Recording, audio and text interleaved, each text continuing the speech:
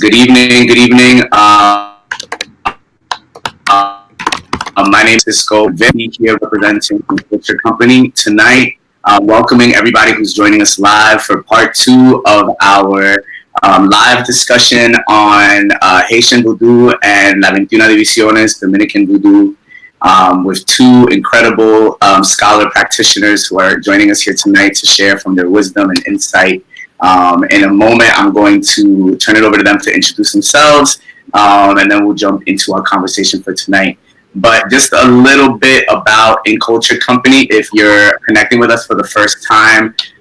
In Culture Company is committed to sowing seeds, is an organization committed to sowing seeds of peace and conflict resolution and solidarity and healing for the island of Haiti, Quisqueya, bringing Dominicans and Haitians together across the divide that's been constructed between us so that we can vision and work towards a future of solidarity and liberation for all our peoples on both sides of the island.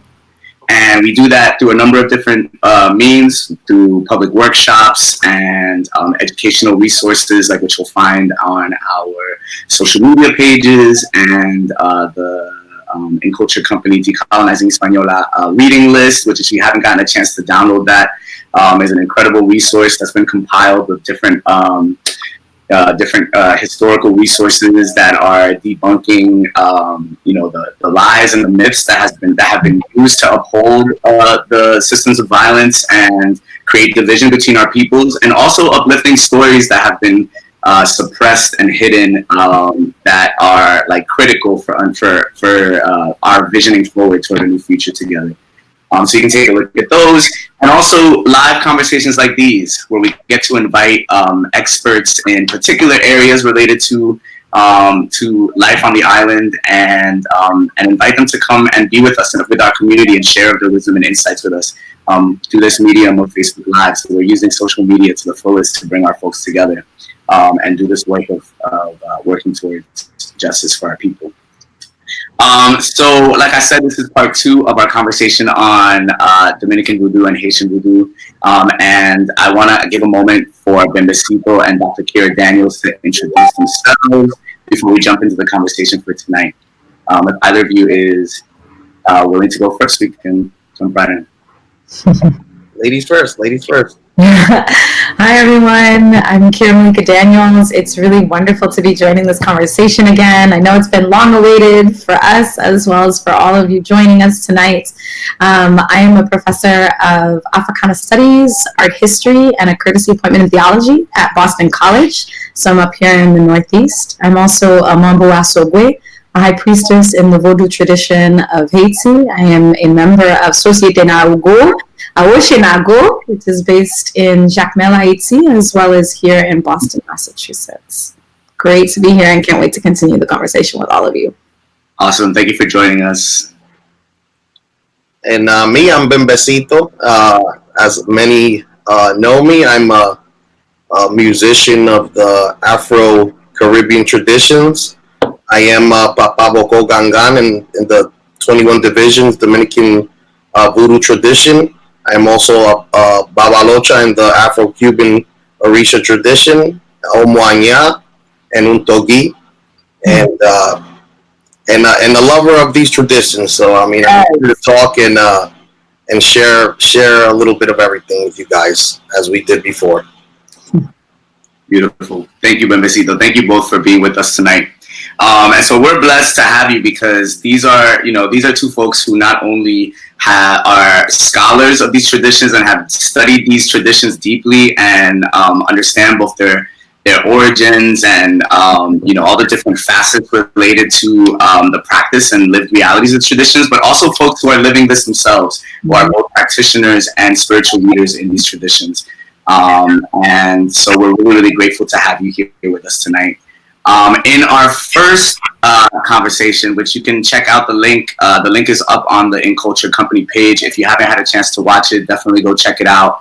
Bembecito and Kira laid out for us really in-depth kind of the general context and overview of the development of these African indigenous spiritual practices on the island of Haiti, going all the way back to the continent, to crossing the Middle Passage, to the ways in which the traditions developed on both sides of the island and what they look like and what they consist of.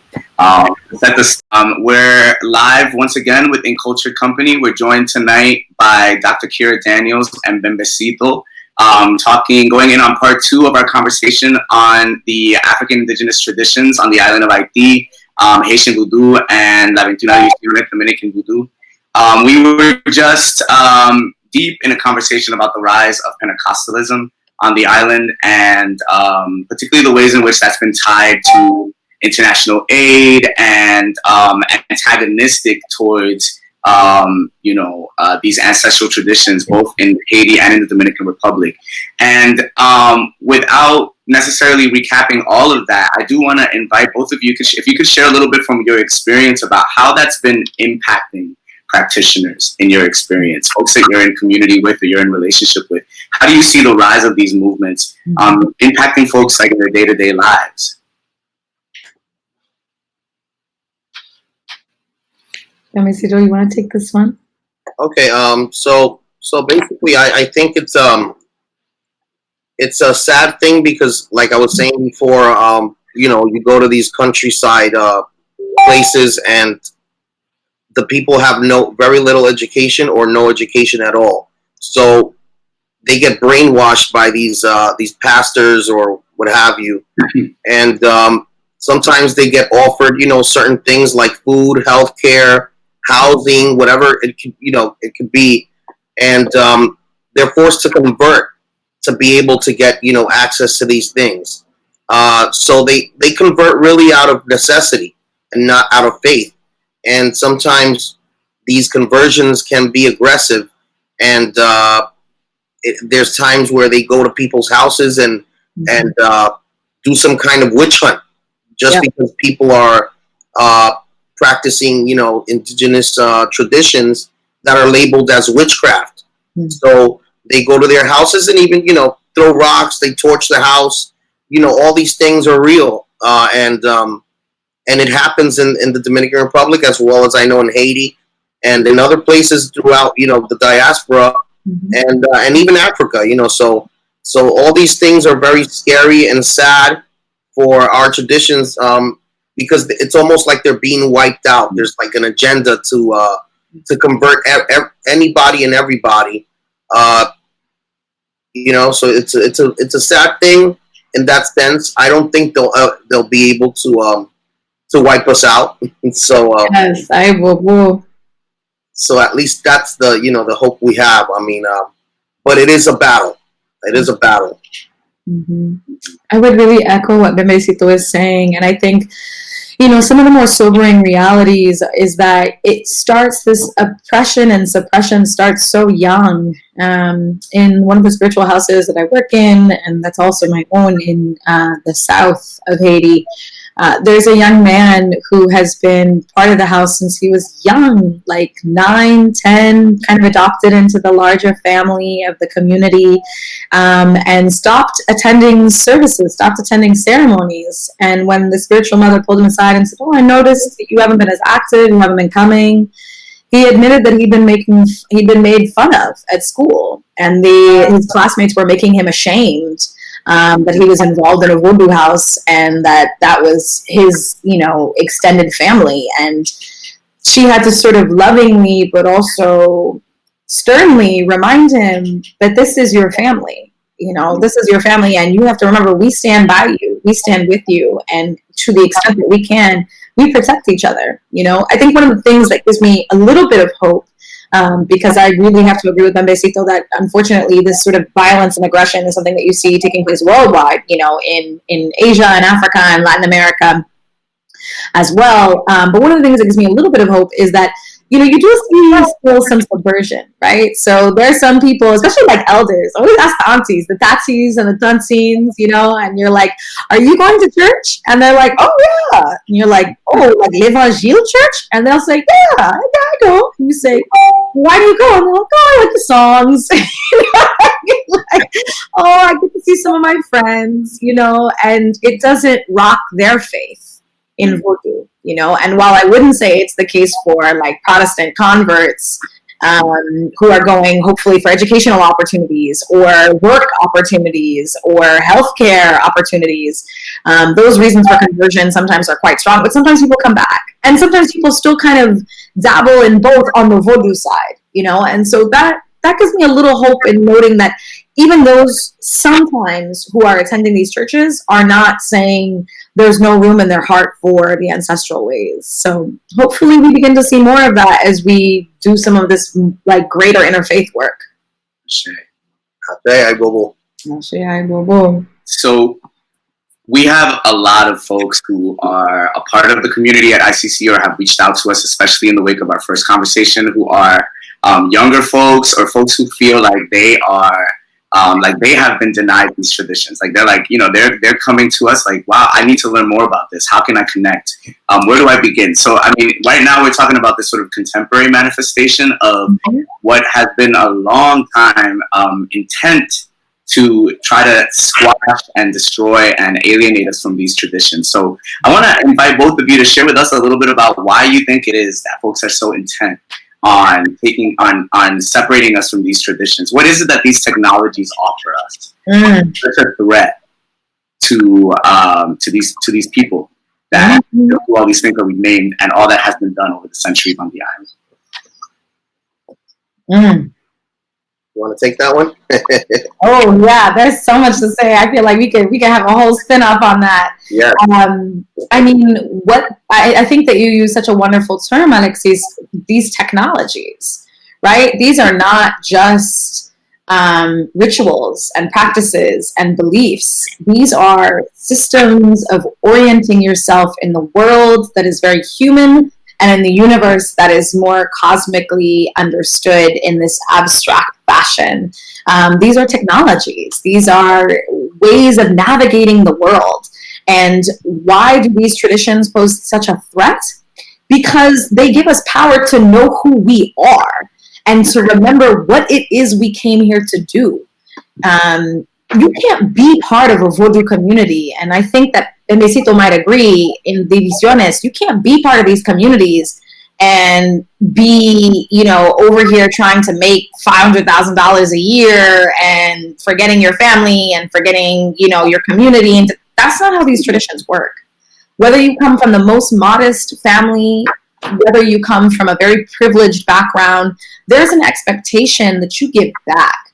There is an expectation that the spiritual family that you enter into adopts you and you learn from them. And also we serve the spirits. And so I think in terms of what threat does it pose, if you really know who you are, if you really know that you're tapping into some ancestral energies, if you really know, like, I can't be fooled by all this glitter and glam of show business or of, whatever it is, just making money for the sake of making money. If you know that, like, actually success is defined by whether I'm finding meaning in life. Success is defined by whether my people around me are also, like, on top, just right along with me. If you know that you're not going to just slip into these really, awful ways of, like, lightening our skin, right? Of straightening our hair, of not listening to our music, of giving our children names only from the Bible. Not saying you can't give them anything, right? But only thinking that these paths of non-blackness are the avenues to righteousness and to success, then all of a sudden you're holding a really powerful weapon in your hand, a weapon of, like, self-empowerment and community empowerment. So that's what these traditions offer us. That's exactly it. It's community empowerment because, like you said, these traditions are community. That's why they're called société. Yes. Society, and once you build your own society, you don't need the ones that are being offered to us. You know what I mean? Or forced on us, Forced on us, okay. Mm-hmm. So it's a self-sustaining way of life if we are going to go into the roots of it, So if you look at Vudu communities in the Dominican Republic and Haiti, they have their own economy, they have their own way of life. It's a lifestyle, and it's beautiful because they live, a purer, more meaningful life than most people here in in Babylon, let's say, you know. So I mean, so that's the fear of the greater powers, that their society will be toppled by ours. You know, I mean, if you know yourself, you're not going to accept the lies being told. Yes. And all these, evangelicals, we wouldn't even be there because we would just shun them out, just like I know other religions do when they're being imposed. So we have to learn, and hopefully we can get to the point where we don't have to war with anybody. Yes. We'll be strong enough to say no, thank you. Mm-hmm. We have our own way of life and our own spirituality, and we don't need yours. Mm-hmm. Mm-hmm. And we can coexist, right? Because these are not out here saying you can't be Christian. Exactly. They're not out here saying we're going to destroy your temples and we're going to, churches. No, I mean, the what's so deep is that indigenous religions all over the world have always said, do what works for you. These are our ancestral ways. These are the ways that our ancestors did it. But if that's you, do what you do. Go ahead and rock it. So I think that's the sort of lesson that we can try to take away from these indigenous traditions, is that there is so much power in tapping into what your ancestors did, and it doesn't mean that others can't follow a path that works for them. Exactly right. I mean, just let the next person be. If you want to be Catholic, God bless you. If you want to be Hindu, God bless you. If you want to be Muslim, whatever. But don't come and criticize mine, please. Mm. Let us all live. Yes. Yes. So we talked about this very briefly at the end of our last conversation, but it was like woefully not enough time, right? But really just inviting you both, if you want to, anything that you have to offer for folks that are desiring to make their way back to these traditions, or even to open themselves up to engage with spirit in ways in which they haven't been taught how. Like, if you have any particular recommendations or suggestions or starting points that you can put forward to folks that are watching the video tonight that are find themselves in that place. Mm-hmm. Definitely, we're in the age of technology, which is a good thing, but it can also be bad. I mean, just like anything can be good and bad, depending on. So I think that there's a lot of information out there on all traditions and religions. Lots of it can be true. Lots of it can be inaccurate. Either way, I think it's great to read and research on things, but obviously the best way to reach the tradition that you're looking for is to find a reputable priest and somebody recommended that you can see their history, or somebody that knows their history very well, because right now, since these traditions are so popular and everything, it's all in style now, because you have to say the truth. It's becoming a trend. Vudus, Orisha, Palo, all these things are becoming trendy now because it's in. So there's going to be a lot of fakes out there. There's going to be a lot of people giving fake information, a lot of websites giving fake information. There's going to be a lot of people posing as priests. And there will be real priests that are just looking to make a quick buck. So you have to really do your research on finding a good priest and taking it from there. I mean, usually all these traditions go by, getting a reading to find out if you're meant for this path and so on and so forth. So I think that's the best step to try to connect to these traditions is finding a priest and getting a reading, and please do your research on who you go to and pick as being a guide. Yes. Yeah, can we talk about that a little bit? Because we've talked about this a little bit in our conversations prepping for this. It's sort of like the Instagram, the sort of influence of Instagram and social media and folks that are out here, all the many ways in which information is getting disseminated. Yes.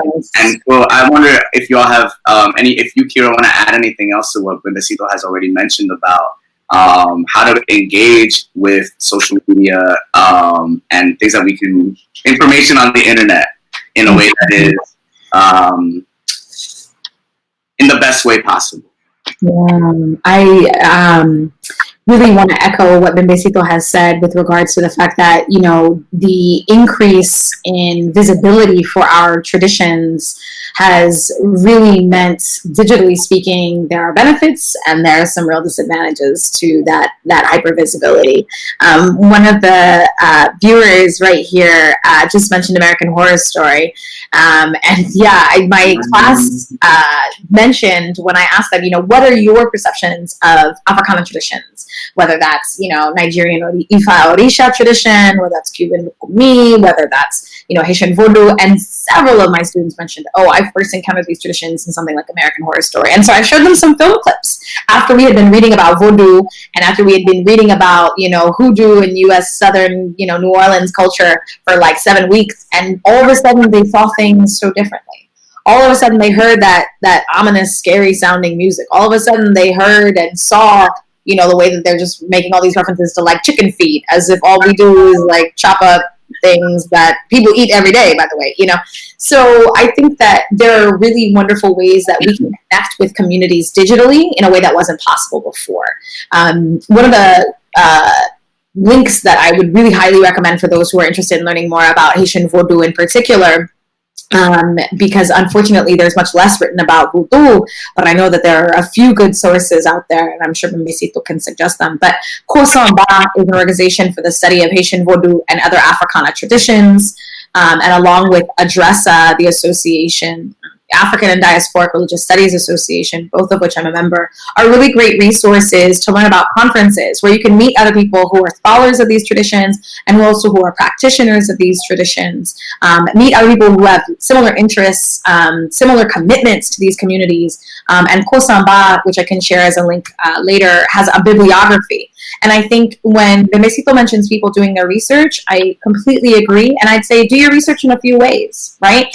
Don't let yourself become afraid of attending or visiting somebody to get a reading, or visiting a ceremony, a bembe, or visiting a ceremony in a Haitian community because you have no idea what it looks like or what it sounds like or what it is like, anything at all.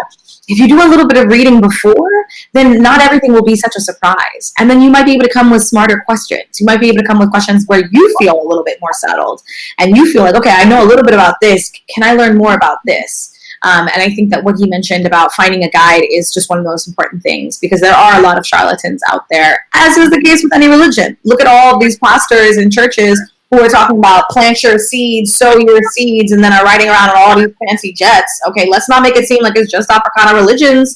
Okay, but when you have people like that who are not really about the faith, it's so important to do your homework and to do your research, and to find trusted members of these communities, either scholars or practitioners, and say, can you recommend someone? Can you, guide me somewhere? I think that that's a really important thing. And then very briefly about technology, Alexis, I know you were mentioning, what are the ways that we see this technology transforming these religious traditions too?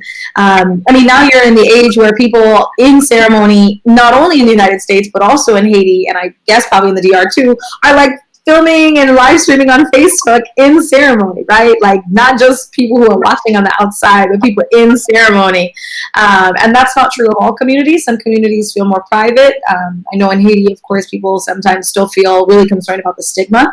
But there's a way in which, to me, that's really exciting, because it suggests that for the first time, we are now our own authors of our religious narratives and our religious experiences. It's not just these foreigners who are snapping pictures without sensitivity, right? It's ourselves who are devoted to these spirits, who are saying, this is what my community looks like. Look how beautiful we are. Look how marvelous it is to serve the spirits in this way. And I think that that's a really beautiful way of ourselves taking ownership of what has been ours for so long. Yes to that. Definitely, again, I mean, like you said, it's great to see. Sometimes people criticize the whole thing of filming because they say it's like a taboo or it's not traditional. But I honestly think you're right. I mean, it's something that is good if you do it respectfully. If you do it respectfully, there we go. Because again, it's like you said, we are telling our own story, and the future generations will have something to see. Yes. So yeah, I'm definitely with you on that. And that's how we dispel the myths, right? That's how we show people, not that we need to prove ourselves, but that's one way of doing the research, right? It's like, listen, we're not over here, worshiping Satan and da-da-da. This is how we sing. This is how we dance. This is how we serve the community. This is how we feed the community. Because sometimes people who are not able to get a meal elsewhere can come to Vodou ceremony at the end of the night and get fed. So they have spirits nourished, they have their body nourished, right? Mm-hmm. So this is one way that we can dispel some of those myths as well, is taking our own culture and sharing it with the world, saying this is a real portrait of who we are and what we're about. Yes, indeed. I will. Beautiful. Well, thank you both on that. I'm sure I know.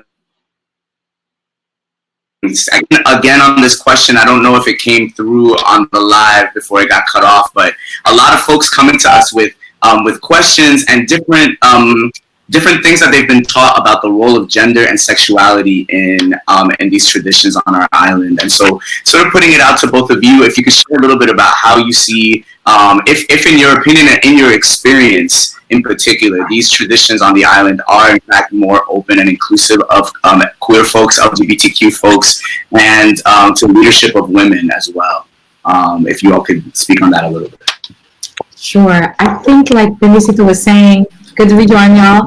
I think y'all may have heard a good portion of what I was saying. I'll recap really briefly, noting that in the Haitian context in Haiti, you'll still see a lot of men who are the heads of households, of temples in Haiti. And I think part of that is because a lot of times women are working. A lot of times men are unemployed, and they have more time to be able to dedicate to running a temple, which is in many ways a full-time job, whereas it's the women who are putting bread on the table with like going to the market and going to work that have perhaps less of a large income but that have a more steady job and career path. I think in Canada and the United States you see something the inverse. You see women taking the roles of leadership in a lot of these temples, and part of that is because, well, in some ways it's a stereotype. It's very true that women often in many cultures and traditions are the ones who bring the family and the kids to synagogue, to mosque, to temple, to church. And this is definitely something you see in the diaspora. With regards to LGBTQI matters, I think it's really important that we remember that this is not new. Oh no, did we lose Alexis?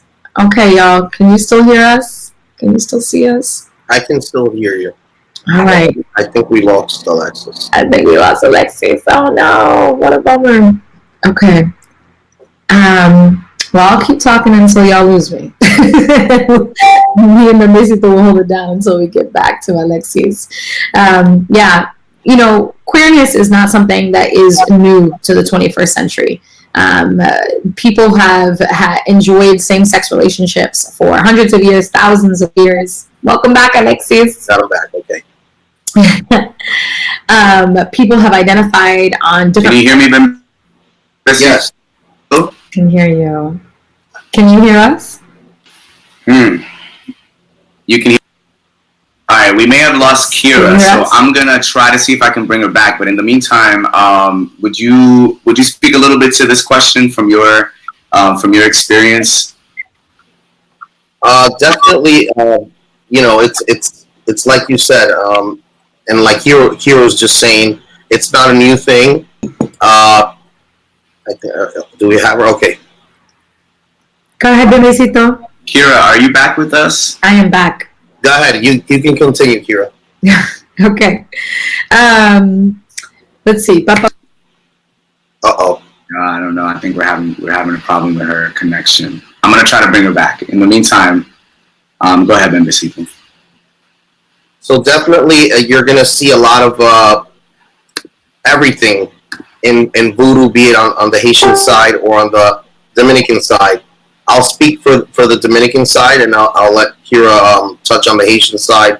You're going to see a lot of queer people or women taking the role of the head of the temple.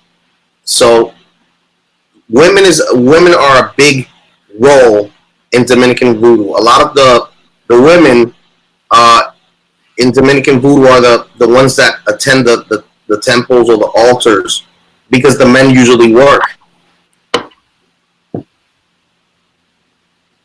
You guys? Okay. No, I ain't gonna interrupt your flow. Okay. So in comparison to what you were saying, you said that usually the men are the heads of temples in Haiti, but in the Dominican Republic usually it's ladies, because the men are the ones working, and the women are stay at home. So they have more of the time to be the heads of the altars or the temples and all that. So you're gonna see a lot of women dominating the scene in Dominican Voodoo, and I would say the women are definitely the strongest within the Dominican side, at least. And of course, you're gonna it's like I've said, people think the whole queer thing is a new thing in Voodoo or in these traditions, and no, it's not. Ever since I was involved, when I went through my training, and this was like in the this was in the early 2000s or something like that. I forgot exactly the years, or not even late 90s. I went through my 7-year period of training throughout the island, including Haiti, and there was always queer people that were gay men, lesbian women that were heads of temples and were involved deeply in Voodoo and were very dominating the scene. And a lot of the best horses of Misterio or the Loa were gay men. So that's a note that people always were doing reference to. It's a thing over there. People say it. A lot of the gay men are very good caballos de misterio. And then you have, again, the women are very dominant in the scene, all over. The men are almost secondary, I would say. Yes. So it's definitely not a new thing. It's always been around, and from what I've heard and seen in my time around it, I've always seen it. So it's nothing new, but yes, it's definitely, I think, a very comfortable place for the queer community, because in other religions they're not let in to take power roles. Here in Voodoo, they can take the priesthood, and dominate their own scene. They can be heads of temples. So they have the whole scene to be into, not just be on the side and worship, but you cannot be a priest or something. Over here it's equal, so it's an equal playing field. I think that's a really great way of framing it, Bembecito, that it's an even playing field. One of the things that I think is really revealing of the emphasis on gender equity in these traditions is the fact that a Mambo and a Munga have all of the same power to do everything. Both can divine, both can hold ceremony, both can be visited by spirit, both can, lead a temple, lead a house. There are no distinctions, there are no differences in your initiation period as to how you are brought into the world as a newborn, if you will, but also as a young priest or young priestess. I would really echo what you say also about the fact that Mambo are the ones who really run houses, and Umsi, those who are not yet fully initiated or who have initiated but not at the priest level, are often women. And that's the case in so many religions all over the world, right? It's like you go to church, you go to Black American church, it's all women, right? It's like the ones who keep showing showing up and keep showing up. So that's something that you definitely do see in Haiti, even if the temples may be led by men, often, not always. You still see a really large congregation of women devotees. And about queerness, I think, we have a language that's different in Haiti. We don't necessarily have a language for trans per se, but what we do have, which is really powerful, two things. One, we don't have the notion of sin. The notion of sin does not exist in Africana traditions, that you come into the world tainted and scarred. No, that doesn't exist. So there are no sinful acts. There are ways that you should comport yourself. There are ways that you should behave. There are ways that you should talk to people. But there's no notion of sin. So queerness is not a sin. And secondly, we have spirits who are queer. We have spirits who are gender fluid. So if that doesn't tell you that there's room in tradition, not saying that there's no homophobia, not saying that there's no heterosexism, right? But if gender fluidity in our, water spirits, like Simbi spirits, or if queer spirits like Elzri Gnauto, who is known to be the patroness of lesbians, but who also sometimes captures gay men, and Elzri Freda, who protects and walks with gay men, somewhat akin to Oshun. These spirits that are protectors of those who are queer, those who identify somewhere along the gender spectrum identity, really indicate and really reveal, I think, that there's a certain degree of openness in these traditions. Even with some machismo, there's more openness, because it said, you can't mess with that person because they're a child of Gnauto. And how dare you try to step to that person because they behave differently when you know that they walk closely with Freda. Right, and so I think that really reveals the openness that you may have in these Africana traditions. Right. So you're already speaking to this question that I have is for both of you, which is if there's some particularities to the theology or the cosmology of these traditions that makes it so that these dynamics are the way that you're describing them. Mm-hmm. I think that definitely the like you were saying about the Fundi spirits, it's a fluidity of waters. So it kind of mirrors into humanity and human tendencies. So there's always fluidity in humans as well as in the spirits. Mm-hmm. You know what I mean? So it's a reflection, because Vudu is always the mirror. It's a reflection.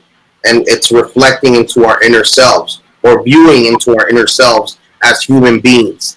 So there's like Kira was saying, there's a lot of spirits that reflect these human aspects. Mm-hmm. Mm-hmm. So definitely it's in the cosmology of Vudu. Mm-hmm. Everything exists because it is as above, so below, Mm-hmm. Right? So with all these other spiritual traditions doing so much violence on women and queer folks, there's so much that can be learned from these traditions. So much that these other spaces can learn from Vudu tradition on the island. Absolutely. And one thing that I would add briefly to that as well, and that I think is a distinction, and Memesito, I think you might be able to help me learn about whether this is the case in Dominican Vodou as well. But one thing that makes Vodou distinct, at least on the Haitian side, from some of the Yoruba-derived traditions, is the idea that men can receive spirit, and it doesn't necessarily mean they're gay. This is something that I learned that I found really fascinating, that there are certain people who can receive spirit and certain people who do not receive spirit in Yoruba traditions. This is true in southwestern Nigeria. This is true in Cuban Lukumi system, Santeria, Regla de Ocha. This is also true in the Candomblé tradition of Brazil. And particularly in Brazil and in Cuba, if my understanding is correct, it's understood that men who can receive spirit, who can receive orisha, are those who are gay. Whereas those who are babalawos, at least in Cuba, who are diviners, perform an extremely important role as priests, but don't receive spirit. That's not the case in Haitian Vodou. For a man to get a spirit like Ogu, the spirit of war and of diplomacy and justice, that's like, you a man. You know what I mean? There's something really powerful about being a man who can receive another masculine spirit. It is true that if you are a man who receives a female spirit like Elsbi Freda, it's going to be assumed that you might be gay. But there isn't this understanding in Vodou, at least, the way it is in some Yoruba traditions, that to be a man and to receive spirit inherently means you're gay. And so there's this understanding that everyone has the capacity to receive spirit. whether you are initiated, whether you are not, whether you set foot for a temple in the first time ever in your life, there's no requirement. It's just that spirit can move through you if you have a connection. Right.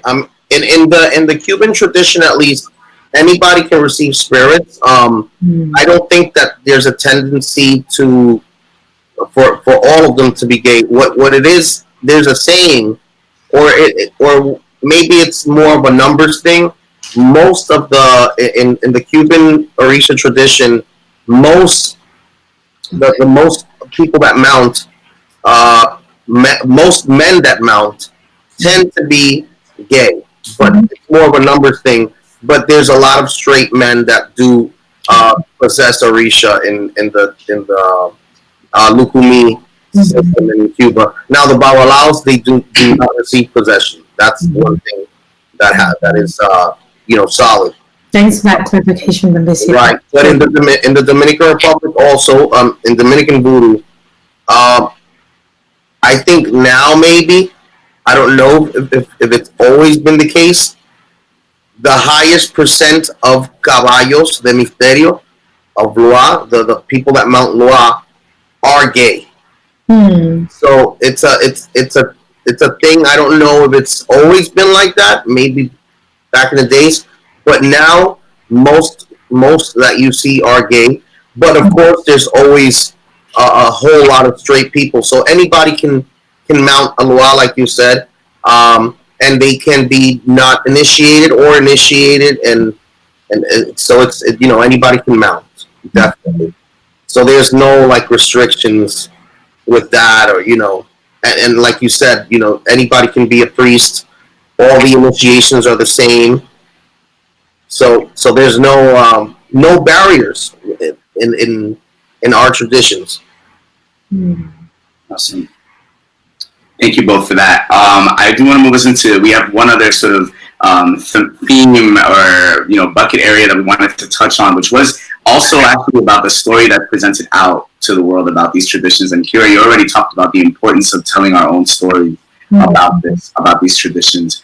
But we wanted to talk a little bit, and we began to talk amongst ourselves about the ways in which these traditions are being appropriated and controlled for profit. And just wanted to make space for you all to share some of your reflections on how you're seeing that play out. Appropriation and control for profit of these traditions. You want to go ahead here? No, I'm gonna let you take this one first. I gotta collect myself. All right, so appropriation. I mean, definitely there's a lot of that going on. I mean, like I said, it's a fad now. So anything that is a fad will be appropriated, especially if there's money involved. And if you can make a quick buck, anybody's going to take it and run with it. So I'm not saying that people out of the culture can't join. And this is, I'm not only talking about white people, I'm talking about Black Americans, I'm talking about anybody out of Dominican or Haitian culture. Anybody can come in to this tradition, but I think you always have to respect its roots and the culture of Haitian and Dominican, the Haitian and Dominican culture. You can't just come in and be like, well, I mean, I'm going to take all the best parts of this and run with it and make it my own. No. This tradition is the way it is because of the ancestors and what they had to go through. Obviously, slavery on the island in the New World, and a lot of resistance. This is a tradition of resistance. So if you cannot understand that part of it and everything else, you cannot come into it. I mean, I wouldn't give it up to somebody that doesn't come to with that respect for it, for the culture. If you're gonna be in it, you have to know how to respect every part of it. Not sorry to interrupt you, Bembecito, but I'm curious if there's a particular way you talked about picking and choosing inside the traditions. If there's a particular way that you see that happen. There's a lot of people that are not from the culture that they pick and choose little things that they might want to add, and it's almost like they're making their own tradition. So they'll go and get initiated to Haiti or Dominican Republic, or maybe even other traditions elsewhere, and they'll take whatever they think suits them more, and leave everything else out of it. So it's like they're making their own thing out of something that already exists. That needs a lot of respect, and they're taking out the core, which is the resistance, because this is a religion or a spirituality of resistance. We had to resist to be able to keep practicing this, and for it to be what it is today. So I think most of all, if you come into this tradition, respect the culture and the people. That's what I think. I mean, but honestly, yeah, there's a lot of appropriation going on. A lot of people just getting into this, like I said, to make money. And that's, again, going back to the research. That's why a lot of people need to do the research. And also, if you're coming into this because of money, then I don't think you should be coming into this. Because honestly, you're not going to make money. No. You're not going to make money out of this. I mean, and if you do, it's robbing people. So I think that's an important note for a lot of people coming into this. I agree wholeheartedly, and I would add that one of the things that I find to be really exploitative of the religion is when you have people who are interested in creating their own houses or their own temples that don't follow what we call in Creole règlement, which is like the ritual order of things, the way that things ought to be done. And it's important to note that there's a lot of regional differences. That's something that we spoke about in our first conversation. There's a lot of regional variety, and it's important to respect that. Haiti and Haitian Vodou in the north is not the same as Haitian Vodou in the south. But what I'm talking about are things like language, right? 100% of Haitians speak Haitian Creole. And that means the spirit of Haitian Creole. So if you get initiated to the tradition, you make a house, you make a temple, in Canada and the United States, and you're having people only sing in English, and you don't bother to learn French, you don't bother to learn Haitian Creole, and you're having people, salute in certain types of ways and get tattoos of sacred emblems on your body that are only supposed to be etched out in the floor in cornmeal and flour, you gotta be really mindful of what it is you're invoking. And as Ben Basico said, maybe you're creating your new thing. Okay, no problem. But don't call it Vodou, right? Like, let's be very clear about where these traditions come from. They are Haitian, they are Dominican, and that means they're African, right? That also means they're indigenous. And yes, that does mean that there are elements that are European, but really they're African. And it's really important that if you take these traditions seriously, if you really want to honor the ancestors, if you really want to honor the spirits, then that means honoring Blackness. That means honoring that your gods, your spirits are of, a range of different backgrounds, but that you have to recognize the beauty of Blackness, the power of Blackness. And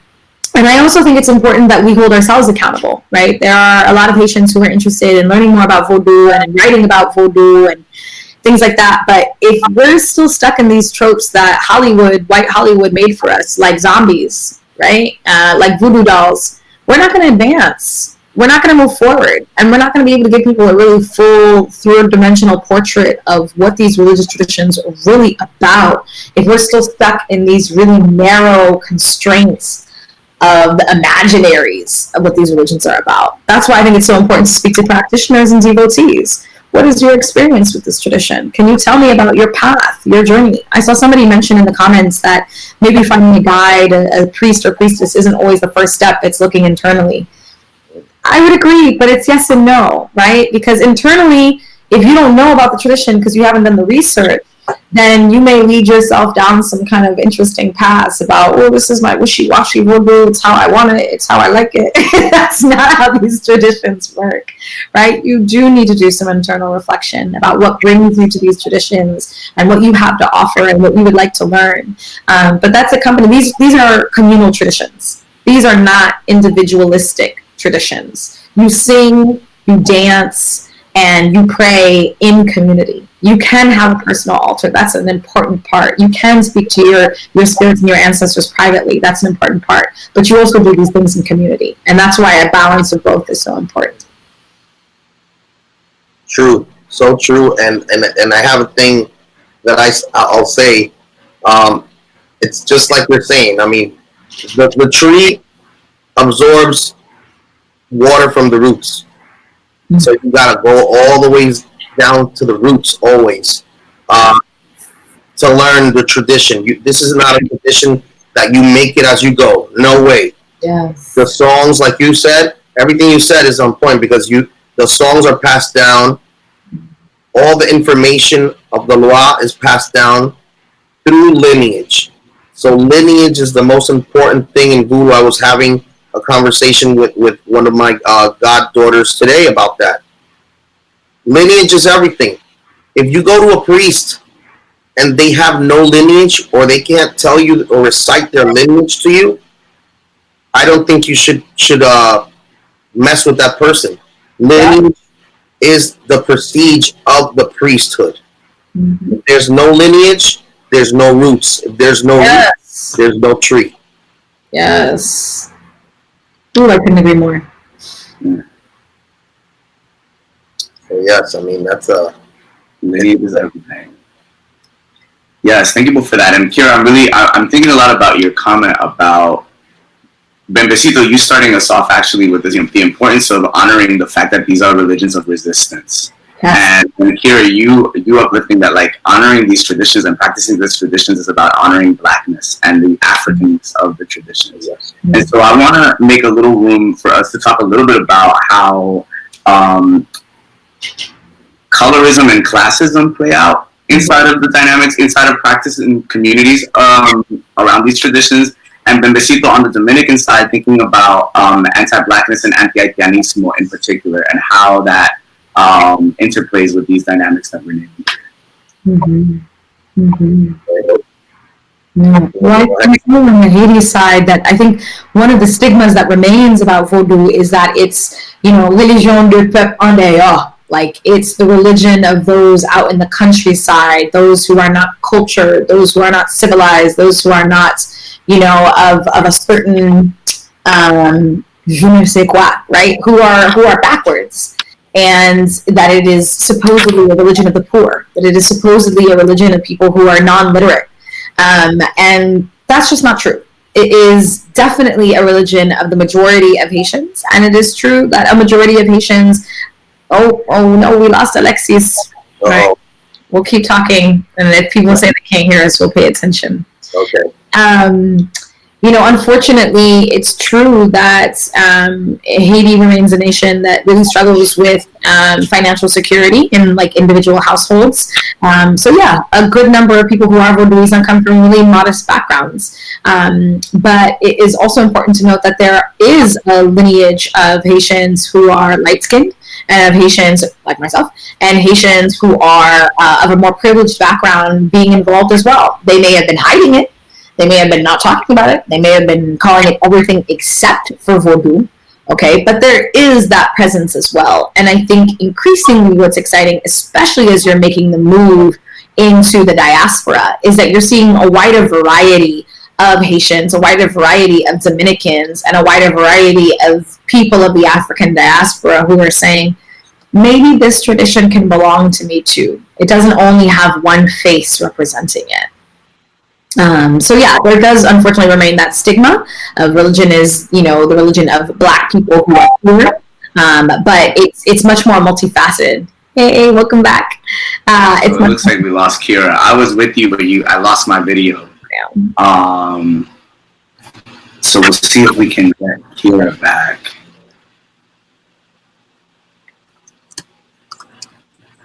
In the meantime, Bembecito, is there anything that you want to say, speak to that question? Oh, I see Kira is coming back in. Maybe let's give her a couple of seconds to rejoin. I'm back. Kira, do we have you back? You got me back. All right. And I was pretty much finished. Yeah. So, yeah. Go ahead, Bembecito. There's definitely a lot of anti-Black and anti-Haitian in the Dominican Republic for a long time, as everybody knows. It's no secret. Mainly, that's with ignorance because of poor education in the Dominican Republic, and it really stems from the elite society and the political parties. The people get influenced when there's no culture and no education.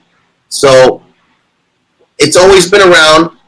I don't think it's the main thing because, like I've always said, there's always been people living along with Haitians and that treat Haitians well, like family, in the Dominican Republic. So it's not a one-sided story. But yes, there's been always anti-blackness, and with the voodoo traditions of the Dominican Republic, or any tradition that is of African descent in the Dominican Republic, it's been hit hard, and it's been hit hard from the political sense. Nobody wants to support it. Meanwhile, there's other things being supported. There's funding for a lot of other things, but anything that has to do with African origin or culture in the Dominican Republic gets no funding, and this is why we have such little information on our traditions in the Dominican Republic, especially. I think Haiti has done a little bit more putting out information on voodoo and African culture in on their side. The Dominican, no. The Dominican side, anybody that has put out anything has been doing it through their own funding, and they had to put up their money themselves. So I have a lot of friends that are producing things now, but they have to do it by themselves because they get no funding from the government or from institutions or anything. So that's one of the ways that anti-blackness hits the culture hard. Also, it's always been a stigma to practice voodoo in the Dominican Republic because people will make fun of you and say, "Oh, that's for Haitians." Yeah. But the funny thing is, no, it's not. We've had our own tradition, and if you look at the origin of it, it's on the Dominican side. That's where the first slaves came. That's where the first cofradias were. That's where that is the cradle of Africa in the Americas. But there's a lot of anti-Haitian sentiment when it comes to those things, and people were always made fun of. Like you mentioned before, when they practice voodoo, they call them brujos, brujas, the witch. But funny enough, things are taking a turn, and it's actually a thing of pride now to practice these traditions, and people are no longer hiding it. And they're, like you were saying before, a lot of people are going live and streaming their things and putting pictures up, and it's a beautiful thing because now we're able to have pride and show our traditions that are very beautiful. So I think that's a great thing that's happening. Also, there's a lot of movements coming up that are supporting blackness in the Dominican Republic and all these traditions. So there's a lot brewing in the Dominican Republic right now, and musically, that's another thing. I have a lot of friends that are doing Haitian and Dominican unification music projects, focusing on Afro, rhythms and traditions.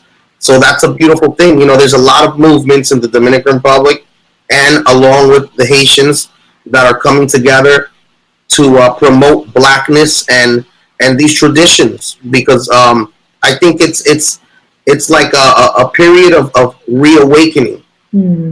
So it's a beautiful thing, and it's slowly, things are slowly taking a turn. Slowly. So I see a lot of progress in the Dominican Republic with that whole anti-Haitianism thing, being put to the back. A lot of the youth is basically waking up to their African roots and their own traditions, and they're seeking to go back to what they've lost. So yes, I mean, definitely, that's a great thing that's happening there. That's beautiful. That's beautiful.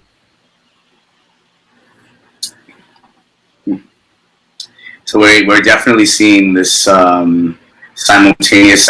Where I think we're seeing what you're seeing, Bembecito, in terms of this growing movement of younger people um, who are looking to reconnect with these traditions and and you know, proclaiming proudly ethnicness and all the ways that your name try to demonize these practices and traditions. We saw Gaga's band in different towns in the Dominican Republic, and denials of this as being not Dominican, this being anti-Dominican, this being antithetical to what it means to be Dominican. So I think we can expect to continue to see that because it's always, as it continues to play the role that it plays in politics on the island. And also know that there's this movement, both socially and a movement of the spirit, that's leading people back, calling people home, and so spaces like these where we get to sort of be in conversation and create platforms for ourselves, right? To share this information that we have with folks that are seeking it, let's move forward towards that vision that we have for ourselves. Conversation. I mean, obviously, like I said before, this is something that we could be at it for hours. I know that we enjoy talking together, and you all have shared so much wisdom and so much, so generously with us here tonight. I do want to make a little room if there's any other recommendations or resources that you want to point folks towards, to name those before we close tonight. While I try to get Bembecito back on, Kira, if there's anything that you would like to share with folks that you haven't already named, we can also drop in the comments. Sure. I will mention the two organizations that I mentioned before, Kosamba and Adrasa, both dedicated to the study of Africana religions globally and locally. They are really great resources because you can meet other scholars, other practitioners, other scholar practitioners of these traditions. I saw one comment and thought that I would refer to the question, but I would mention the question because it's an interesting one. It's about réclamer. What does réclamer mean in Creole? It means to be reclaimed. It means to be called forward. It means that the spirits see and recognize in you one of their own and are asking you to come back home to the tradition. In some ways, we all hope and dream to be réclamé. We all sort of desire that the spirit sees in us somebody that should be coming back. But sometimes our messages come to us in different ways. You may receive a dream. You may receive a divination reading that tells you that it's time to come home to this tradition, or that it's time to explore a tradition that you didn't grow up in at all, but that you have a connection to without you even knowing it. So this notion of réclamer, I think, is a really beautiful one, because most directly it means you belong to the spirit. That's what it means, belonging. And if you take it literally, then it's somebody who is, being told by the spirit, you've got to come home and honor your ancestors. But if we expand its definition, then it really can refer to all of us who are looking for belonging, and who are looking for that community, spiritually speaking, and for a strong sense of self. So it's, I think, a beautiful thing to continue these conversations with yourselves, with each other, and with those who are in the know, who are interested in guiding people along a path, who are, as Bembecito said, reputable.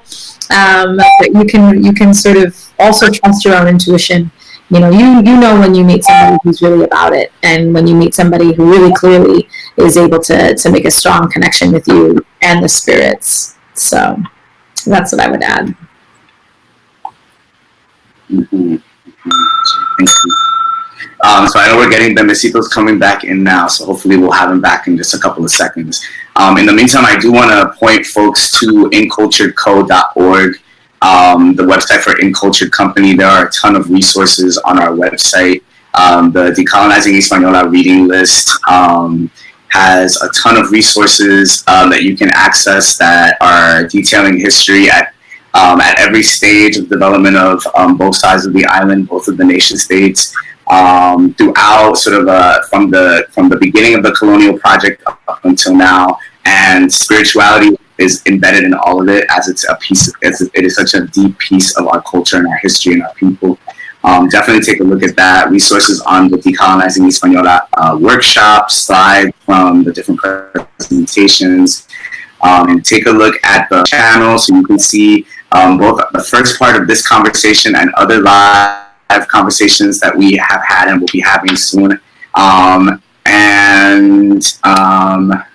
Yeah, stay connected with us on social media. Bembecito. You there, Bembecito? Yes, can you hear me? Yes, we can hear you. Okay, perfect. I was hearing everything, so. Perfect time. So, you want to share, are there any other resources that you want to point folks to before we close up for the night? I don't have any resources that are in English because most of the books written on Dominican Vudu are in Spanish, but you can definitely look up Fradique Lizardo, which is an author. He was a folklorist of the Dominican Republic, and he left a lot of work. Obviously, they're in Spanish. There's other stuff that I'll share with you, and maybe you guys in culture could share it on your page. But definitely check out my music. I mean, my music is focused on Haitian and Dominican voodoo, so that's something I would love to people to check out because that's a start. Music is always one of the starts and the callings to these traditions. So, and where can folks find your music, Bembecito? Hear the call. Spotify, iTunes, it's all over the place, Look up Bembecito. Right on. Yeah. All right, y'all. Well, thank you so much for being with us again here tonight and for all that you've shared. On behalf of the team at In Culture Company, we're so grateful for your time and your wisdom and your sharing with our community.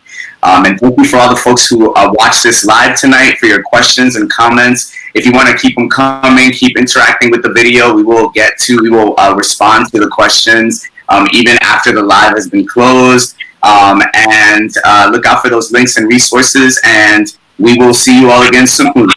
Right on. Thank you so much, everyone. It's so great to be everybody. Ashe, ay, bobo. Ay, bobo. Ay, bobo. Peace.